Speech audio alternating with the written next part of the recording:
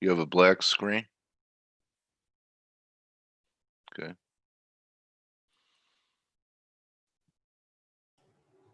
Hey guys, do me a favor. If you saw my recent tweet about this webinar, retweet it if you can. Greg is coming today, so I just wanted to say that really quick before Dale got started. Thanks, Dale. Yeah, please do that. Yeah. Can you guys see my screen now? I can see your screen. Okay. It says webinar starting shortly, but that's all it says. Oh gosh. Okay. Is it How about paused? now? Oh yeah. There you go. Okay. Thanks. Thanks, Blake. Yeah, Greg of the Wizard. What a treat for a Friday. Kind of gives you a lot of ideas to digest going into the weekend and compare to your work.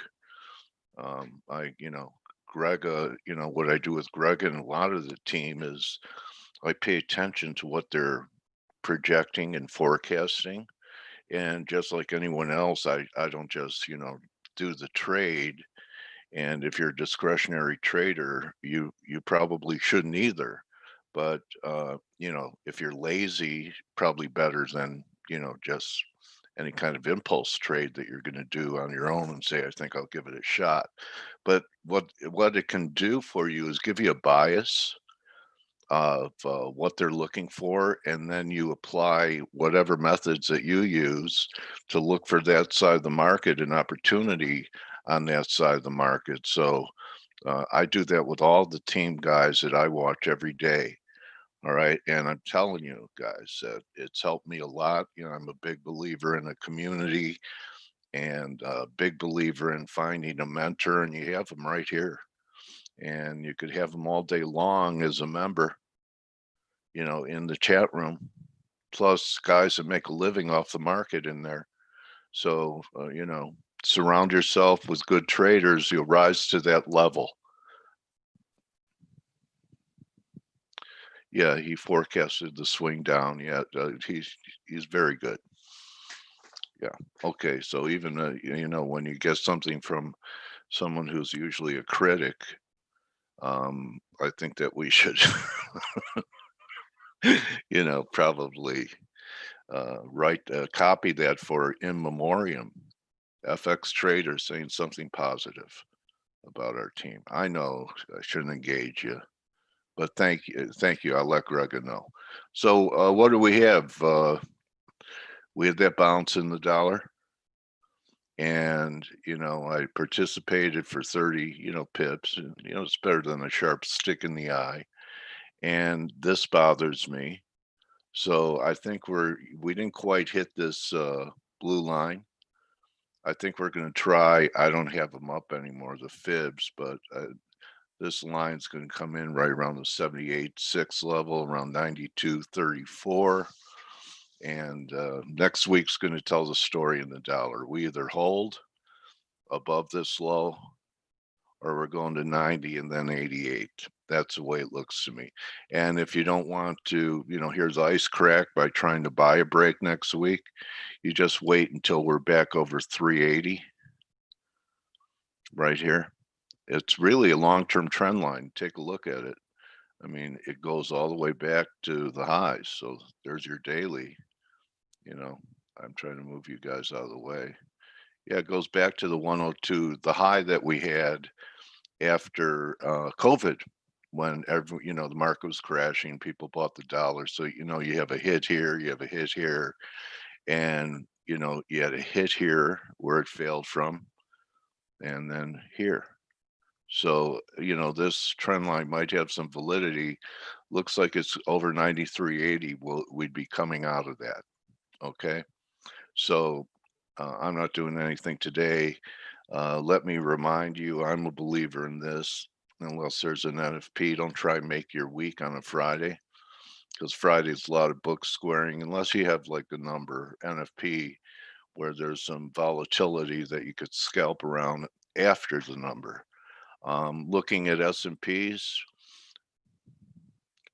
I look at this and, my tendency is to want to be short. Well, we're right up against this downtrend line too. We're underneath the off number, 2-week off number is 34.83. Let's look at what kind of week we have going in. So right now, you have a 2-week reversal. All right, but off the lows, and you have 2 closes in a row up here, right around this level.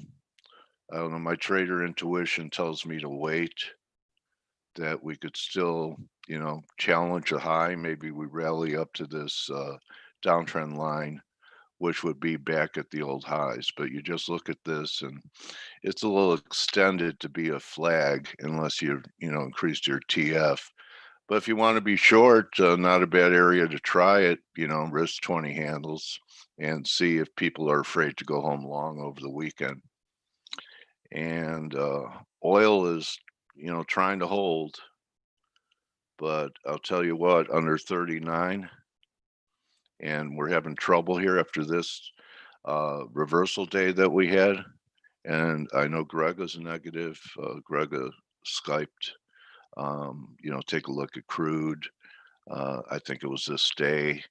So we're having some trouble here. I mean, you could be short here and you risk the highs, but not 1 pip over the high, maybe 30 in case it's just a stop hunt. And, we start taking out some moving averages here, 39.60, this low, and then 39. We start breaking this support pivot line at 39. I think 36.50 is next. And then, Steve and some of my other sources that I want to thank, my sources that I do intelligence gathering with, which includes this whole team, and outsiders, mid to low 30s coming. So, and this should top, I mean, if we follow the pattern, crude should lead before the indexes. So we'll see. It looks like it may have begun. So everyone have a, good Friday. And who's going to, take a step and make a commitment to improve their own trading and open their wallet and let all the moths fly out of there, because you don't open it that often, right? And join our community as a thank you for what we're providing. Yeah. Anyone out there, raise your hand. I tell you what, anyone who joins today, I'll give you a half an hour free consult. You could ask me any question you want for half an hour over Skype. I'm sweetening the deal.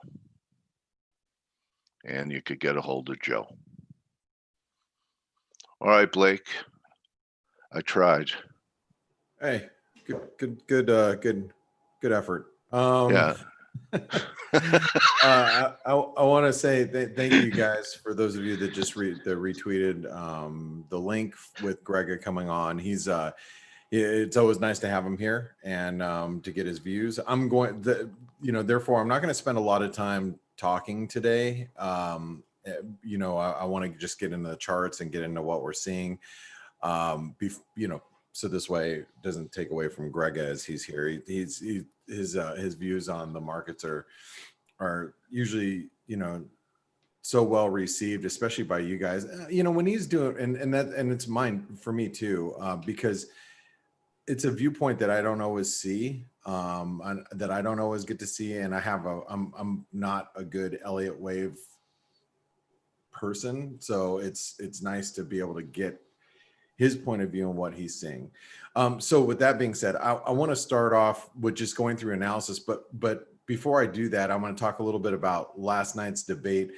I watched most of the highlights, and from what I gather, because I just didn't want to sit through it. We were watching the football game. I was watching a little bit of football on my mobile while at kids soccer practice. So it's it was more important to me. I didn't think it was going to be a market mover, but one of the things the takeaways that I got from the analysis that I read is that Trump did a good job, and I think being able to moderate with being able to turn off the mics was great, because it allows people to, it allows people to uh, hear the opponent's debate points. So not only do we get to hear, Trump and Biden not stepping on his feet, the other way around. And so anyway, that because of that, I think it really actually helped Trump more than anything, because the analysis that I read is like, he was more subdued, and it was, and that's probably because he just he didn't have the opportunity to really, jump on Biden probably when he wanted to. So anyway, but the most of the takeaways were that it's probably not going to sway the vote, because Biden didn't make a, disaster of himself either, from what I understand. So, um, anyway, it's not going to move the needle at all, at least right now. And you can see the markets are obviously not affected. So I just wanted to make that point before we get into the charts.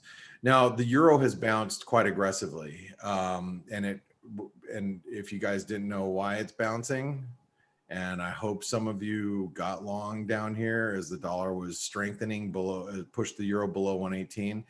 The 50% retracement was really key support. This is the previous trend line. I think all week we've been drawing this. Oops, not in green, but right. And that is what has happened. It dipped a little further than I thought. I actually thought we were only going to make it to about 118, to this 38% retracement, like 118.05. We actually dipped to the 50% retracement, or really close. And that happens in Asian trade. If you guys, Asia is one of those places that, especially in very thin liquidity, I mean, they just start taking out stops, and there's no one to stand in the way. So you can get these violent moves in Asian trade and go, what the hell just happened? And that's what happened here. But as you can see, the euro is rallying back, and let's figure out where resistance is today. So we are just past the 618. We're probably at the 78% retracement right now at 118.60. Let's see, if you read Forex Analytics and you read the basic technical analysis this morning, the euro dollar has rallied just above the 618 as the bounce from the sub 118 level materializes and could extend to the 118.60 level as well. That's when we're at 118.46. So here we are. We've now reached it. This is 78% retracement. And if I had to guess from here, if I had to just imagine what's going to happen from here, it's going to be something like this. So I guess what I'm trying to say is, if you're long euro dollar, you got to be a little careful at this point. I mean, this is a place where you could see some profit taking from overnight. I'm going to write down resistance as being 118.60, but also obviously the recent highs at 118, 118.80. So let's write that down. 118.60, 118.80.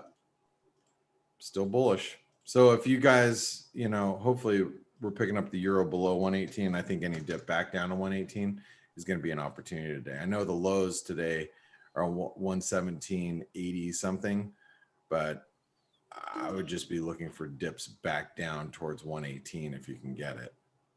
Really, more than anything. Okay, cable's trading heavy. The bounces have been limited, and I think we have to start watching, this support right here, just in case the dollar does strengthen a little bit. So that comes in at 130.50. Okay.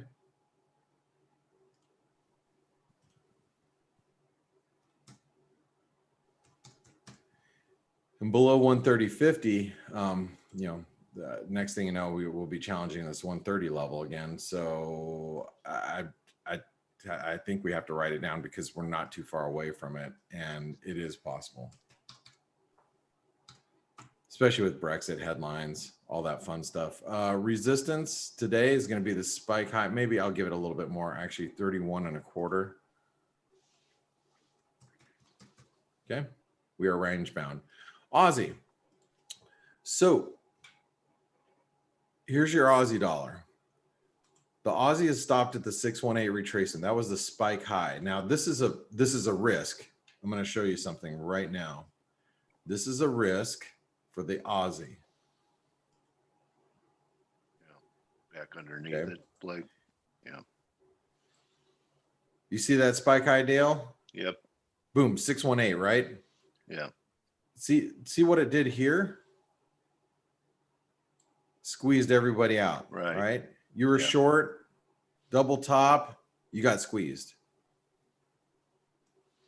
So back underneath it, false breakout, is that what you're Yep, that's right. You get back below here, and this is where you can, look for another move back down to 71. So this is 71.30,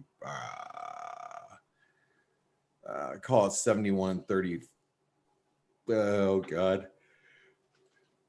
I'm going to call it, well, first of all, we got to write down 71 and then 71.35, right? Yeah.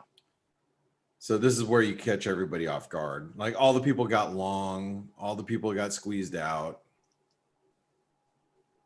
This is where it turns. Okay. Now, that doesn't mean that, we're holding right now, but as long as we're holding above here, 618, and quite possibly we could make a move to the 72-cent level. So I'll have to write that down. Okay.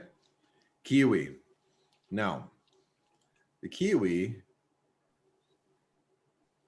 okay, let's look at the longer term here. So let me delete this. What is that? I'll delete that for now. Okay. So previous highs were right here at 66.90. And, thinking, oh, well, this head and shoulder pattern, but what's to say we couldn't reach higher? And that's what we were talking about yesterday. Now I have orders. Actually, I canceled them already. I had orders to sell the Kiwi dollar on a rally to 67.20 overnight. I was hoping that we'd hit this 127% extension because this is the high from back here in July. We didn't quite reach for there yet, and I'm not saying that we can't, but I think that's going to be your next resistance. Support right here for today. It's going to be 66.80.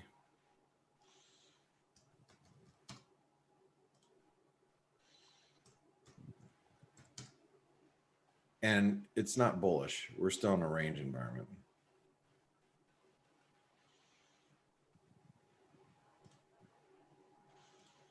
Dollar Canadian.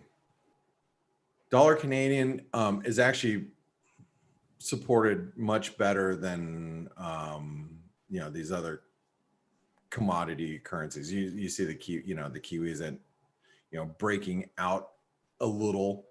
The Aussies bounce pretty aggressively. The dollar Canadians come off, but we're still really holding a lot of this support. So today, 130.80. Resistance 131.80. So that's it. But I think the dollar Canadian's actually acting a little bit better than the rest. Speaking of which, here's the dollar Mexican peso. It's trading pretty heavy, actually almost to trend lows here.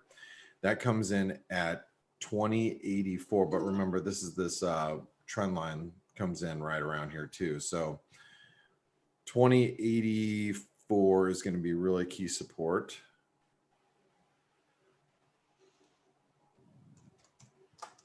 Oops.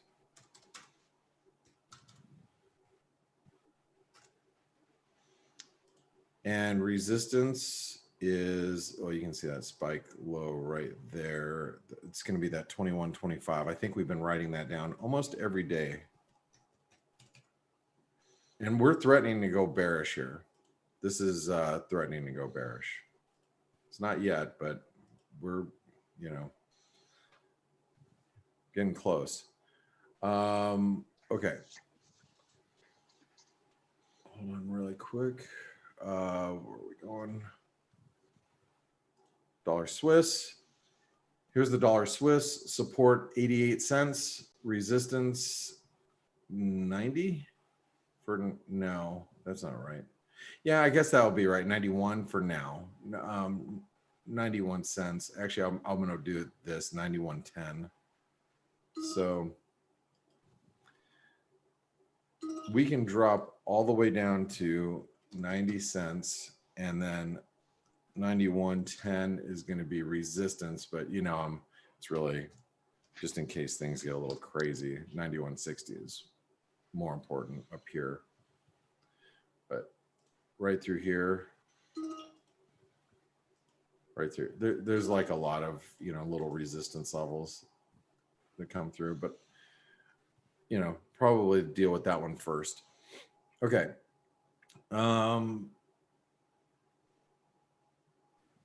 US dollar, Norwegian krona. You know, this is one of those other pairs that it's been holding up pretty well. I know it's a little heavier today as the euro is stronger, but we need to pay really close attention to this 917 level. I know we can go down to 912, but 917 also should be watched. Then 940 is resistance. And I want to keep an eye. I think I've explained this to you guys. I do like to trade Norway. I like to trade this pair, and I know Stelios does too, right, Stel? Yes, I do, and I actually agree with what you're saying. I think we're at the risk of a dollar spike, and you know how Norway reacts to that. It just gets the krona gets dumped straight away. Yeah. It's one of those that if we see a dollar reversal, these moves are violent. And if you've never traded the US dollar Norwegian krona before or Norway before, I know a lot of bank traders, a lot of guys that I trade with, that used to trade for, you know, these bigger banks, they'll trade the Euro NOK, you know, and the Norway Swedish krona, you know, they call it the Naki Saki. They play a lot of these Norway currencies. If you haven't traded them, and I've been for many years now, but try it with as smallest position you can, just to get the feel of it. I like trading them when they move. Well, yeah, I like trading anything when they move, right, Stelios? Yeah, true. I mean, I guess the point could be made for that too. But no, this is one of those currency pairs that I actually appreciate trading. But anyway, all right, let me finish up here so Greg has some time. Dollar index. Let's go ahead and get into that. So remember, multi-year trend line from 2011 to today. It's all right here.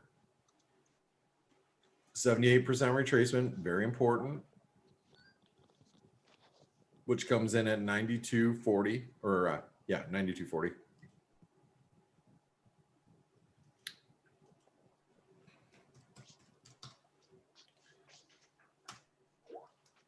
Resistance. I think yesterday we wrote down resistance right here as 93. We did manage to make it to 93.15 before turning lower. So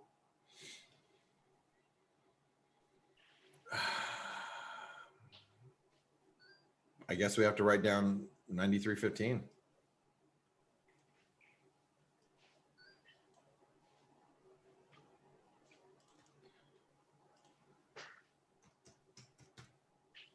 Okay, dollar yen. Now, I traded the dollar yen on the short side a couple of times yesterday, and I took it off at the end of the day. I think I sold it at 89 or maybe spiked to 90 maybe. I sold it right here, and then I closed it not for too much because I just didn't want to deal with it. But I like how it's holding where it's supposed to hold, which is 105. I just didn't feel like holding the risk because, you know, it's the dollar yen is one of those pairs that Stelios, you know, well, maybe you don't know because you're always sleeping because Europeans are always sleeping at that point. Man, dollar yen's one of those things that, you know, the Tokyo fix or the open, the open right around, it's around 8 p.m. Eastern time. Dude, you can see some really nasty spikes in the yen if some flow related stuff hits. And I'm like, I just didn't feel like dealing with it last night because I just wanted more family time. And I knew that the debates were happening. So I'm like, I just took it off. But technically speaking, the dollar yen's holding where it needs to hold. So what that means to me is this is where it's important, right? So it's 104.35 and 105. That's it. We break 104.35. I turn instant bear in the dollar yen.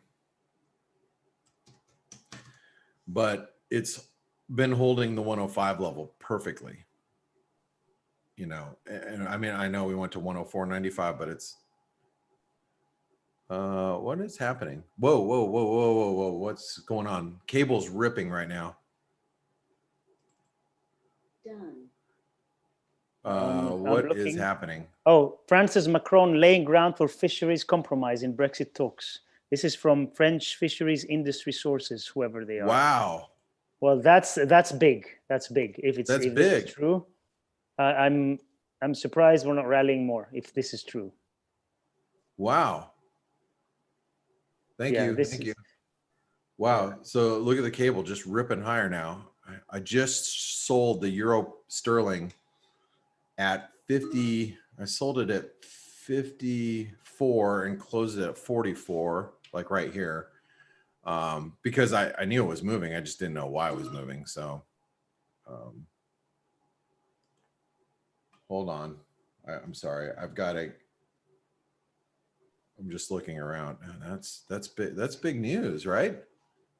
That's the main sticking point. It has been, and I'm really surprised that laying ground for fisheries compromise and Brexit talks. French fisheries industry sources. That's okay. It's sources. Yeah. It's sources, folks. Sources. Yeah, sources. Secret source. All right.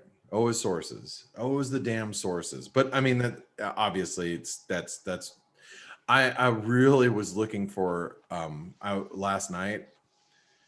I was really hoping the euro sterling would have got a little higher. I was looking for it to trade up towards 91 again, and I was going to sell it up there because, like you, Stelios, I believe a deal is going to get done. I just, I want to get the right price for it, and I don't have any exposure right now. So I wanted 92 for euro sterling. I've missed it well and truly now. It's okay. Yeah. So I do believe that a break below 90 is going to be very bearish. So like a sustained break, like a daily close below there. I don't have any exposure now, so I'm just whatever. It's it. Okay. Let's go. What was I talking about? I need to do this so Gregor can talk. Oh, gold and S&P. Okay, this is easy. Easy peasy, nice and cheesy. Oh, easy cheesy, nice and peasy. No, easy. Hell, just because it rhymes doesn't make it right. You're a poet and you don't know it. That's right. I'm ready for a fight. Okay. Same as yesterday, but I'm going to remove that because we're at the trend line resistance right here. But this is 3480, same as yesterday, right? 3,400, 3,480. You guys wake me up when we break out. Wake me up before we go. Here's gold.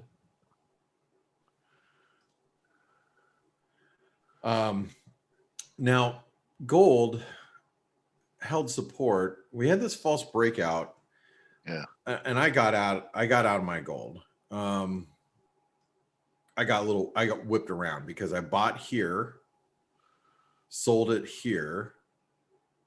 So I got whipped around in it, and maybe, just maybe,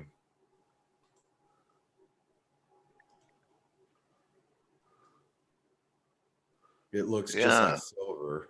Good imagination. Well, there's silver, right? Yeah. So here's gold. So I'm going to write down 1895 the support.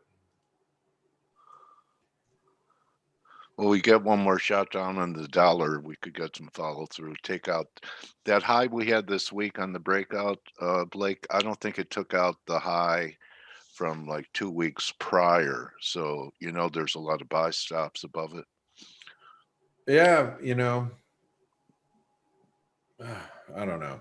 All right. Well, hey, you know what? I'm going to let smarter people come in and try to figure it all out. Okay. Go ahead, I Stella. have, I'm just that kidding. rules me out. Then thank you. yeah. So it's only Grega. All right. Yeah, And at us least- dunces, I have my dunce cap on, Blake. Is So- Greg here? I don't know. I don't see him yet, so he might be Okay. here. in a few minutes. Well, then you know what? This is a perfect time for us to talk about Stelios. So Stelios, how's it going, man? I just wanted to say hi. I know you didn't get a chance to speak this morning, and maybe you should be able to say your piece before. Yeah, sure.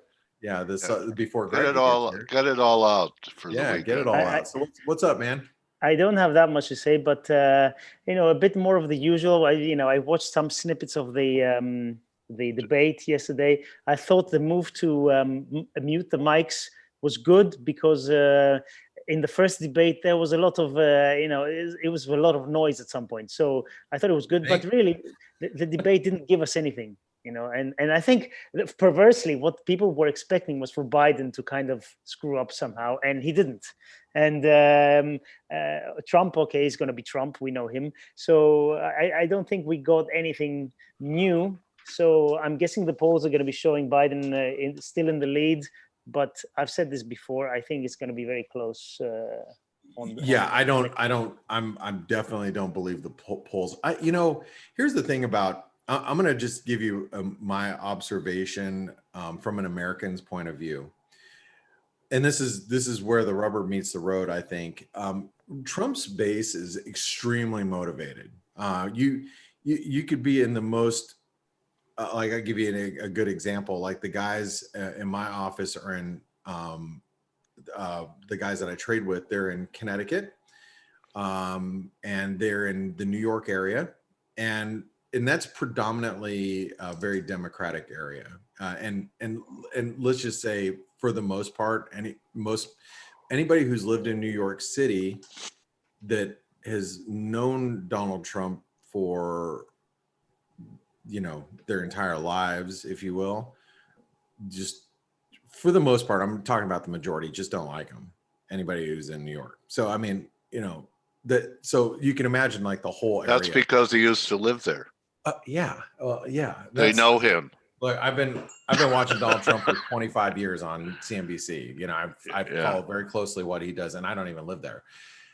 But the people in that area are not, for the most part. And I'm speaking majority, not obviously there's a lot of New Yorkers that love him too. So, but you can see like their parades. They'll have parades down the freeway with Trump supporters. They're very motivated.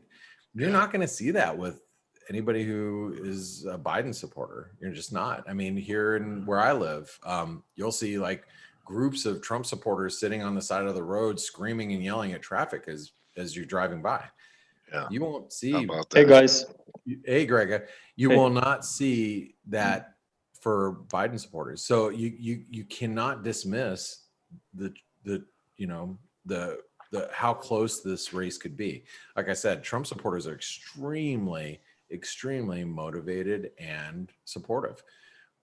Most of the people that I know that are, have switched from Trump to Biden for the last 4 years, they're like, I'm doing it. I'm not happy about it, but I'm voting for Biden.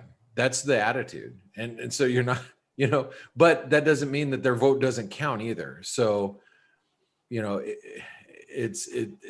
but I still think it's going to be a very, very, very close race. And that's what's going to make it very tricky for us in the next week and a half. So with that being said, here's your bias chart for those of you that missed it.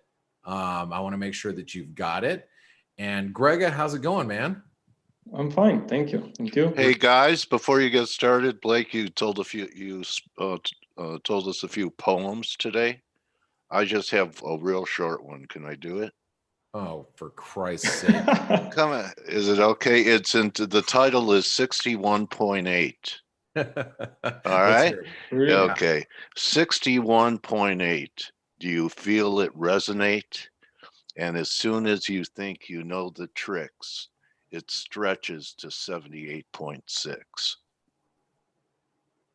That's good, actually. I like that. That's it. Better than Blake's poems. Hey, I'm still here. Just no. Hey, Right. Stell's a fan of mine. What can we're fan. Anyway, I thought it was absolutely the most beautiful thing I've ever heard you utter, Dale. It's very romantic. Fibonacci is very romantic. I loved it, Dale. All right, hey, we're taking enough of Grega's time. Grega, it's all yours, man. Let's hear what you got to say. How are things, and which way is this market going to move going into the elections? What do you think? How are things in Waveland? You tell me. All right. Okay, if we break 3480, or if we break, everybody here knows this, or if we break 3400, I'll tell you more. But until then, your guess is better than mine. So, I mean, I was just telling everybody that this is going to be a very close. I think this is going to be very close and election, just because of the way everything's getting counted. And here it's. I don't know if you guys saw my tweet yesterday. For those of you that are on Twitter, I actually tweeted that the state of Arizona counted my vote. They got my vote, and it was verified with my signature. Man, our state is actually quite on it. I wish I could have said the same thing about our coronavirus response here in Arizona, which was not on it. But the way that we were doing voting is great. But that's the exception. Most states are going to be, they're fumbling through trying to figure out how to, get, 10-year-olds to count votes. I'm joking. It's like, it's a much bigger deal in other states where the voting process is going to take longer. So it's going to be not only close, we're probably going to have a lot of, volatility as far as, Trump wins. Wait. No, Biden wins. No. Wait, hold on. No, I think Trump is winning. I think a lot of that's going to happen over the course of a couple of days, if not a week. So I don't, when it comes to the S&P, it's like, what do you do here? I don't, but I do say, Grego, that we are right up against our all-time highs. So that's generally pretty positive for the markets, right? Yeah, I mean, always when there are very important events and markets are trading close to all-time highs, there is a much higher probability that those highs will be taken out because of volatility before market maybe makes an important reversal. Well, let's take a look and see your charts. I'm going to let you take over here, and I'll be here with Dale and Stelios, but I'm glad to have you here, and I know everybody's excited to hear what you have to say.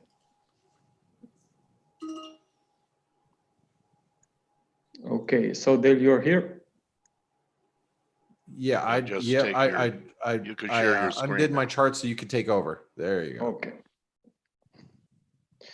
Okay, so the S&P 500, I mean, we are still trapped in this consolidation here since market made this high in September, and looks like that this consolidation can be a triangle, meaning that we are not going to see a completion of this wave so soon. So another week or 2 weeks till we may finally see a breakout. I think that there should be enough of the price action on the chart to suggest that we are actually headed higher, because the first drop here from September was made by 3 waves. The following rise was very strong, but also made by 3 waves. So that's why I'm favoring the idea of a triangle. It's an ongoing consolidation, and I'm just curious to see if we can hold the current support levels after today's close. Then I would be favoring even more the breakout after we have these waves D and T also in place. But so far we are just in the middle of this consolidation, so it will be a very tricky until we have these legs in place. So for now, I also have an eye on the second support down here around 3,300 to 3,350 level. So that appears to be quite important zone as well if we maybe suddenly break towards lower prices. But generally speaking, I think that there's still a very healthy uptrend. We know that US stocks are at all-time highs. We are consolidating, while German DAX, if we look there, still didn't move anywhere close to those highs. So in my opinion, if DAX, which is weaker, still has a room to clear these earlier highs from 2020 out, then obviously the S&P 500 should also remain in uptrend. So I'm looking here at very clear price action. Actually, no doubt we have here an uptrend in progress, but now just trying to build a base here. And so far we're reversing very nicely, actually, from that lower trendline support of this ongoing triangle that I'm tracking. So maybe, in fact, this triangle is coming to an end very soon. If we look at the 4-hour chart, we are bouncing from very interesting levels here. And this current bounce is quite aggressive. So I will be watching today's close. As I said, if stocks US stocks will stay strong. And also if we see the same pattern here, obviously in DAX, then I think that more upside could be coming when looking weeks ahead. But of course, the opportunities will be after pullbacks.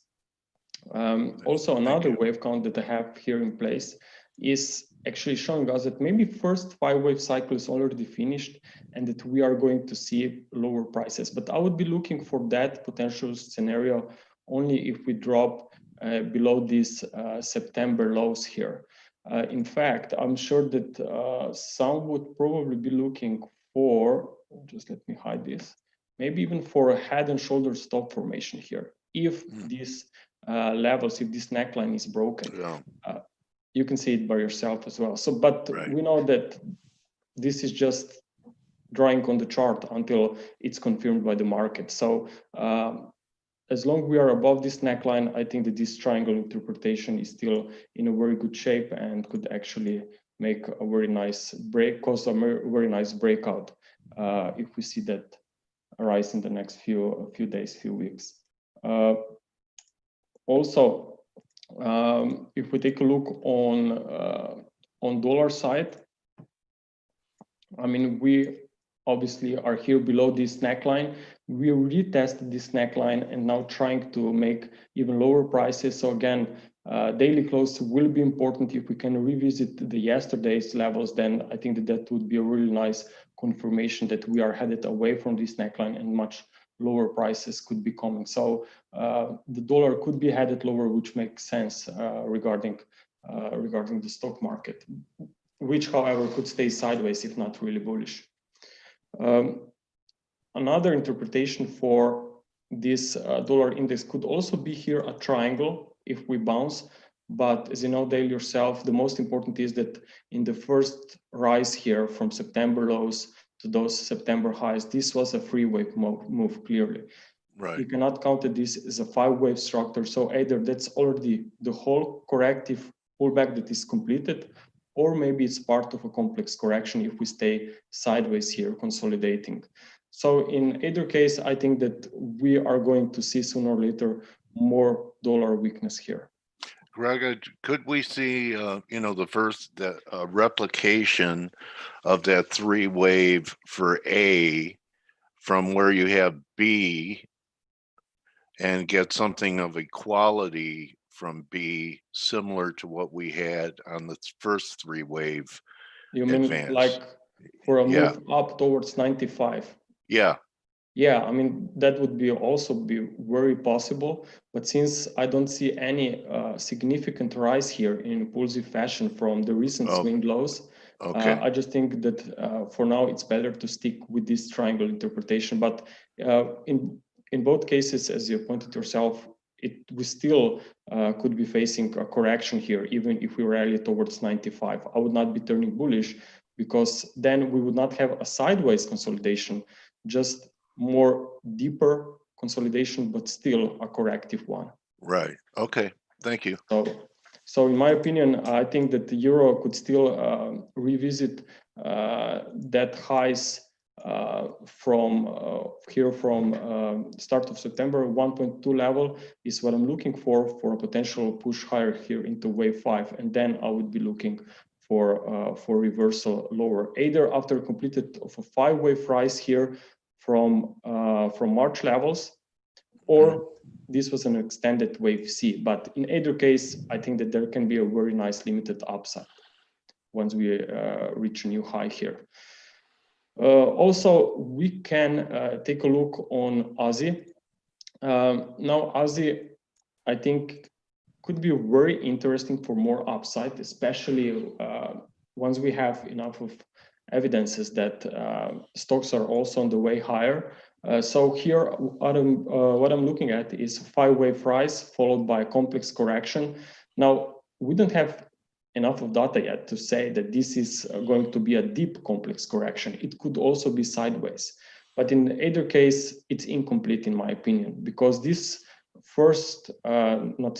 second bounce that we experienced here a few weeks back, 3 waves. Yes, it was only in 3 waves. So it looks like that we are trapped here in consolidation. Not sure if this is really going to be maybe a double zigzag to the downside, or are we going to face some recovery and then stay sideways. But generally speaking, I think we should focus on this bigger picture for now and just make sure that we stay on track with this uptrend that is in place since March, because as I said, we have seen 5 waves up, and you have also very similar cycles on a lot of commodities.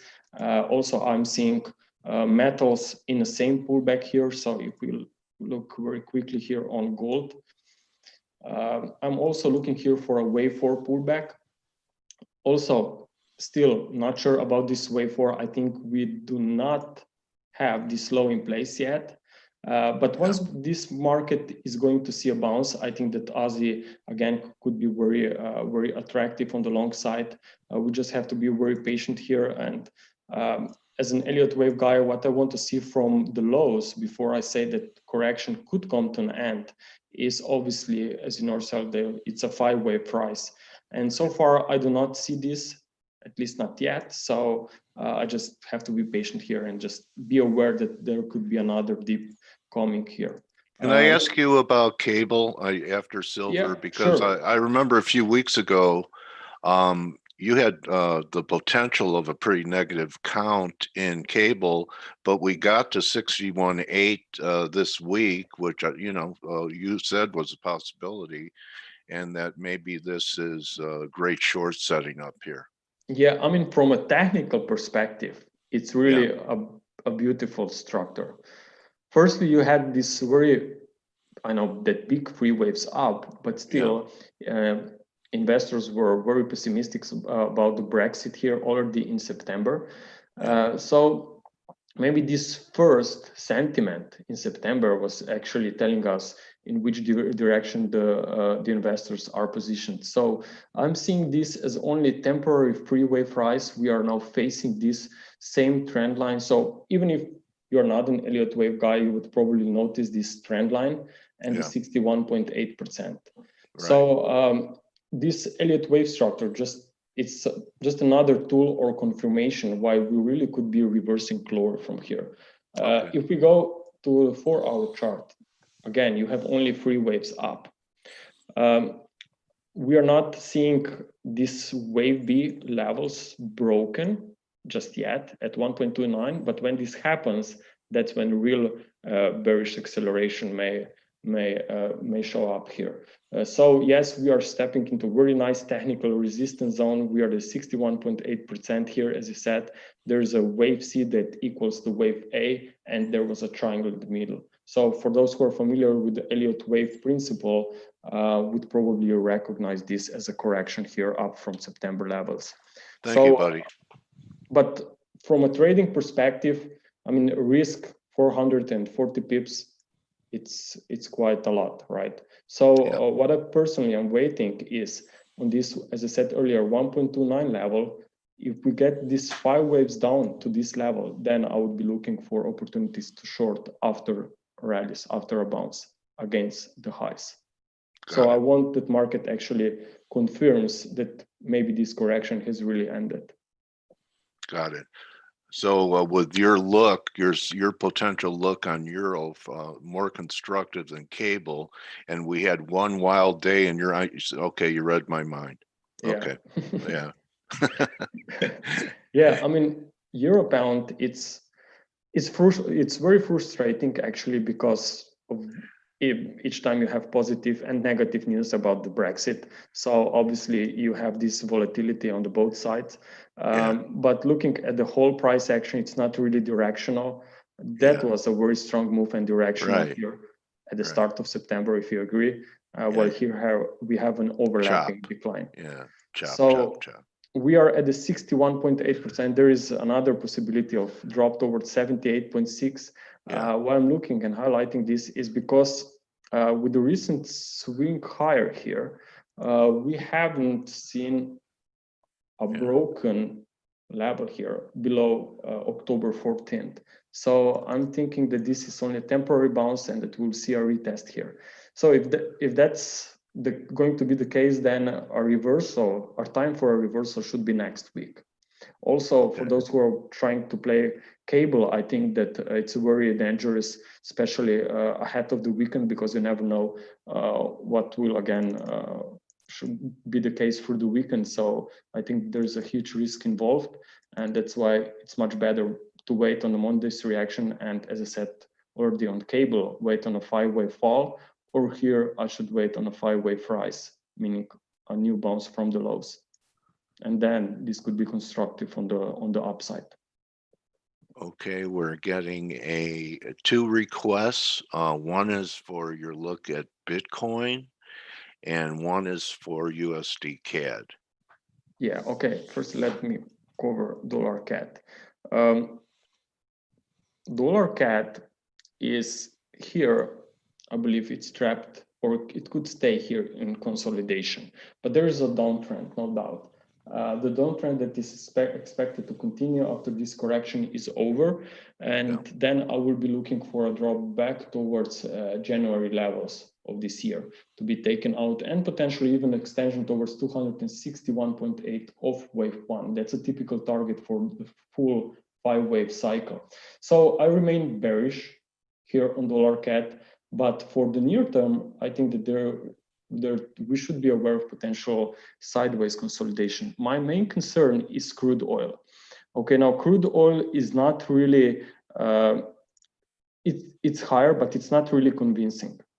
Okay, it's very slow and very undecided moves here, and it's probably due to the lockdowns that are spreading here in Europe, and maybe this reversal or potential drop into wave C will be a next shock with a delay. I remember well back in March when we have the S&P 500 and crude oil both trading around the highs. It was quite strong market despite spreading coronavirus from China to the other parts of the world. So we had a few weeks left before we could potentially actually realize that sooner or later these stocks should come to the downside, and crude oil as well, because it was spreading and it was impossible to stop it. So now we have the very similar situation, and that's my only concern about the potential risk of scenario is that this coronavirus, those lockdowns will again shake these markets. But I'm sure that the world is prepared much better than back in March when everything was new. So we will see how this respond. But if we get another shock, I really doubt that it will be such a stressful and big move like we have seen back in March. So I'm thinking about this wave C that could actually be opportunity once it unfolds on the long side. But maybe 2021, that's a real timing when this bull market. Oh yeah, and you know how I remember your work. I bet you'll be looking for longs in oil in January because of I remember your study about how many significant lows started in January. Yeah, if the market was Going trading down into it. down, yes, into the year end, exactly. And Yeah. that could be the very similar pattern. If we get this wave C through November and December, I think that there, yes, as I said yourself, it could Yeah. be again interesting pattern. And I'm sure I will bring this on Yeah. in the next. See how I remember? Yeah, very good. Actually, All you right, just so, remember me. I have to put this on my list because I have too many charts in my Yeah. head, and Yeah, I definitely know this that, should be considered. Definitely. Okay. So we have time left. Yes, you Yes, asked. yeah, we have no interview, so I mean, you could go as long as you want. Yeah, till Saturday we can talk. Are there any Make questions it. for the FX? And then I will go to. Okay, any more FX? I don't see any more FX. I just see nat gas. Let me just check my list if I have here something. I mean, Pound Aussie and Euro Aussie, these two are very interesting as well. I mean, if we are going to see maybe stocks really recovering after the elections, then we know that risk on means that Pound Aussie and Euro Aussie could actually sell off because investors obviously had a lot more confidence into the commodity currencies and also because of commodities. So I'm looking here at Pound Aussie when it's moving this into very nice potential resistance here at 1.8410 levels. It's also here the previous swing low of this uptrend. Then you have the 38.2%, okay? And then you have wave 4 that equals to wave 2 in this same area. And then you scale to the lower time frame charts and you see 3 waves up. With wave C equals to wave A, again, at the same level here around the 38.2%. So that's another very beautiful picture actually, which may indicate that, yes, that pound could face limited upside in general, not only against the Aussie. So we will see if we get a little bit more sharper sell-off, this could still be a wave 4. But if we start breaking this trend line, this corrective channel, then this would be confirmation that the top has been put in place and that we are headed lower after pullbacks. So Pound Aussie is definitely going to be also on my watch list here. And since I mentioned the Euro Aussie, this one is also very interesting. Firstly, just the simple technical charts about those levels. As you can see here in this range that we moved to recently, always when market moved here, it failed to stay strong. And now this has actually repeated back a few days back, and looks like we are forming a very nice reversal here. And also, if you love the candlesticks, I mean, watch at the weekly close today, okay? So I'm sure that a lot of you will see this as a potential bearish indication that we could see much lower prices in the next few weeks, while the recent swing high, the recent highs, I mean, highs of this week will stay in place. So we'll see if we get here also an impulsive sell-off, but because of pound, if cable will sold down while the euro dollar is going to stay sideways, then obviously Pound Aussie is the best choice. Hey, Greg, I'm sorry, I had to step away for a few minutes. Did you cover, because I didn't, and I feel bad that I didn't, did you cover Bitcoin or any of the cryptocurrencies? Yeah, I was just planning to do that. Yeah, I was going to say because we've had, just this scream higher in Bitcoin, and obviously Ethereum's playing some catch up. And so how do you feel about these cryptocurrencies? Yeah, I mean, Bitcoin is trading higher on this PayPal news.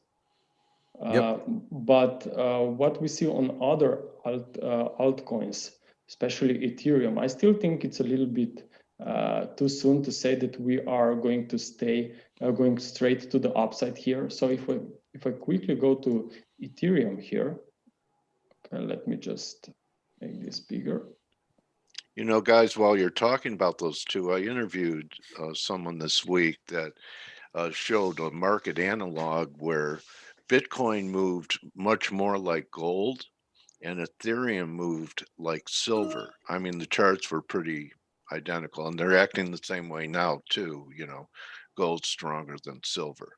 So Interesting. anyway, yeah. Yeah, very interesting. Yeah, I mean, he showed the charts. They looked, looked like a fractal, and they were different instruments. So Yeah, I mean, so on Ethereum, we have seen a very strong drop here through September, but now we are making higher highs here on the shorter term charts, but are not really convincing yet. I mean, we are the 61.8%, so it's a do-die zone here.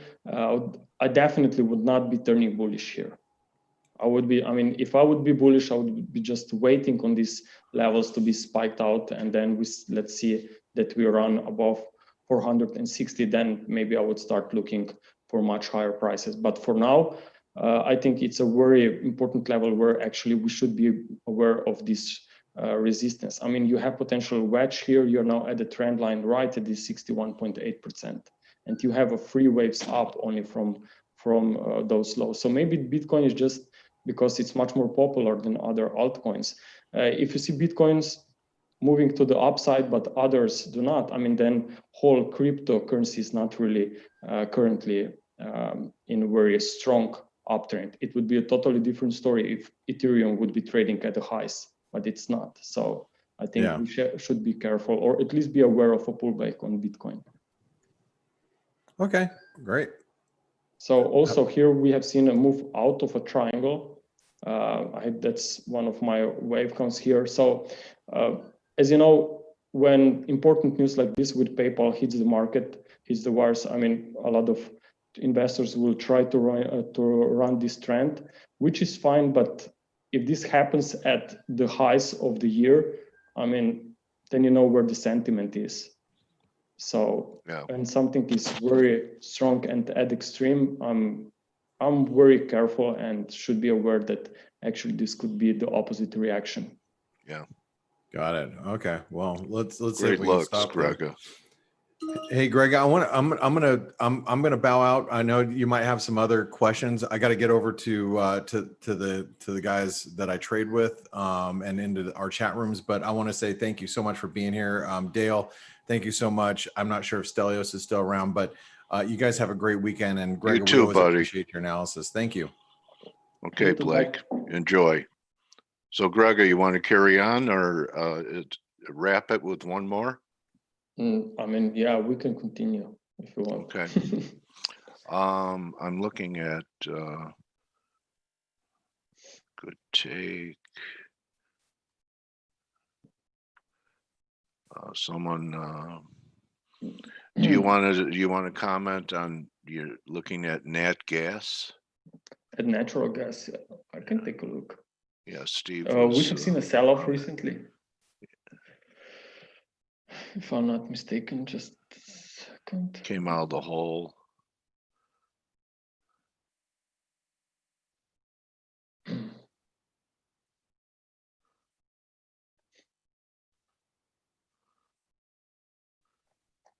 USDI and an interesting one that maybe we could wrap it with would be Aussie CAD. Aussie CAD. People are paying attention to that again. Okay, so regarding natural gas, I mean, if we look at this long-term picture, now it's doing a 15-year cycle, and this was from 91 to 2005. Okay, we have seen a 15-year cycle of an uptrend. Then we have seen a 15-year cycle of a downtrend, and 2020 could be potential low, and meaning this year. I mean, we are also seeing this constructive pattern suggesting that this could be a reversal in the card. So overall speaking, I would not be surprised to see this market reversing to much higher prices, but in the near future, of course, because of volatility, there's a chance that we'll see a deeper pullback. But generally speaking, I think that this market is is forming a very nice base actually. So were you just looking at weekly charts and you just noticed this time frame for the cycle, or you knew going in that it had this tendency? Excuse me? You discovered it, when you Yeah. discovered this 15 year Yeah, I cycle, mean- just from looking at it, you noticed it, right? Yeah, exactly. Okay. Because Yeah. I saw the very similar personality here when the market moved to the upside here and when market declined. You can see very similar Yeah. structures. It's not a stable recovery, not even a very directional drop as well. Yeah. But you can see that price moves were very similar. Everything looks corrective. I don't see anything impulsive throughout all these Yeah, years. Commodities in general are very, very hard to track Yeah. from an Elliott wave perspective. So, I mean, the short-term swings on commodities could be very useful, but for the longer term, I think that cycles are the one that we should observe. I mean, because of the cycles, we can determine if we are maybe at the extreme of optimism or extreme of pessimism. So Right. what I see here, we are at the extreme of pessimism, meaning that we could be at the start of a new or next cycle. So that's what is also the Elliott wave, because it tracks the sentiment. Okay. So yeah, it looks like an ending diagonal at the bottom there, right? yeah, like a wedge, yes. Yeah. So I mean, Okay. the price is low. There will always be natural gas important. There will be always demand. So if the price is low, then if there is a demand, then you know that sooner or later it should bounce. And if you have these cycles in place, Yeah, and if Biden gets elected, he's going to cap a lot of these fracking wells. Maybe the market's seeing, there's not going to be as much supply if there's a blue wave. yeah. Anyway, Okay. Aussie CAD. Aussie CAD. Yeah. Actually, we can just do it here.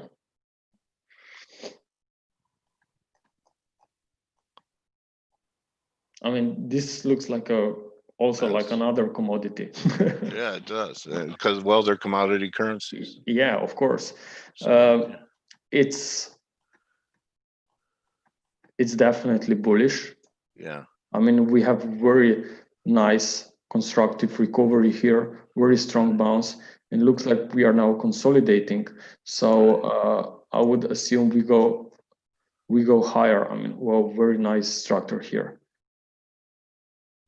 You have this 5 waves up, and now you are making this pullback. Yeah. So you get your fibs out and yeah, ABC. Okay. Yeah. Now, usually when I'm looking for a retracement, or at least when I try to say that maybe the correction could end, I want to see the 38.2%. It's better not always shallow. the case. Better when it's more bullish when it's shallow, right? Yeah, exactly. Okay. Also,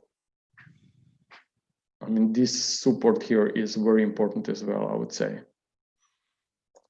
The previous swing highs here. So, I mean, it's a very, very nice, clear structure. Okay. Thank you. Anything else? Yeah. So, great review into the weekend. Sure gives me plenty of food for thought with you coming in on a Friday. I want to thank you very much, Wizard, for coming in and edifying the community today. Yeah, thank you. Thank you everyone for attending, and have a good Friday. Have a good weekend. I just want to embarrass you that when one of our attendees found out that you were going to be here, Real K Bunky One said, so happy that at Gregor Horvitz, the cute one on Forex Analytics team will be going over the charts in a few minutes. So you're the cute one. Yeah. I don't know. I don't know if it's a guy or a girl. So anyway, it's just K Bunky. Anyway, Maybe we should change names to real names. yeah, let's do Yeah. that. So yeah, they can't hide anonymously. Anyway, buddy, thank you very much. Have a great weekend with you and your family, and hope you guys remain untouched with this new wave starting. And thank you for all the great work that you provide for the team. Thank you, buddy. Thank you, guys. Bye-bye. All right, everyone. And that's going to be a wrap for the week, right? Well, we laid it all out there on the floor for you guys this week. So the 300 of you that are still there, 10% should sign up today. And don't just count your waves or your candlesticks. Count your blessings. I hope you and your families remain untouched. I hope that America gets through this turmoil. And I look forward to looking at everything over the weekend and making a plan. So your best trades are going to be planned in the next 2 days for the following week. If you don't believe me, try it. Plan your trades this weekend and then just execute them during the week. I'll see everyone. You're very welcome, Sam, Didier, Brock, all you guys. Money never sleeps. And I'll see you guys next week. Adios.